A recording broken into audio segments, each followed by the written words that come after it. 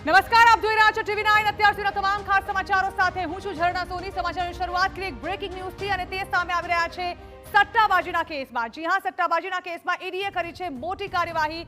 તેઓએ બે પૂર્વ ક્રિકેટર પર હવે એક્શન લેવાનું શરૂ કર્યું છે। બે પૂર્વ ભારતીય ક્રિકેટરો સામે આ કાર્યવાહી કરવામાં આવી છે, જેમાં સુરેશ રૈના અને શિખર ધવનની 11.4 કરોડની સંપત્તિ ટાંચમાં લેવાઈ છે।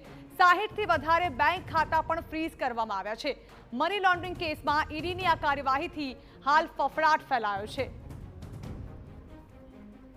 તો ઈડીના દ્વારા જે કાર્યવાહી કરવામાં આવી છે તે ઓનલાઈન સટ્ટાના કેસમાં કરવામાં આવી છે। આ પહેલા પણ આ મામલે ક્રિકેટર્સ અને કેટલાક એક્ટર્સની પણ પૂછતાછ કરવામાં આવી હતી, જે બાદ આ મામલે કાર્યવાહી કરવામાં આવી છે અને બે પૂર્વ ભારતીય ક્રિકેટર સામે આ મામલે પગલાં પણ લેવામાં આવ્યા છે। તેમની સંપત્તિ ટાંચમાં લેવામાં આવી છે અને હજુ પણ આ કાર્યવાહી જે છે તે ચાલશે। આ મામલાની તપાસને લઈને આ પહેલા ઈડીએ યુવરાજસિંહ, રોબિન ઉથપ્પા, સોનુ સૂદ, અરવશે રોતેલા, મિમી ચક્રવર્તી અને અનુષ્કા હાજરાની સાથે આ પહેલા પણ પૂછપરછ કરી હતી।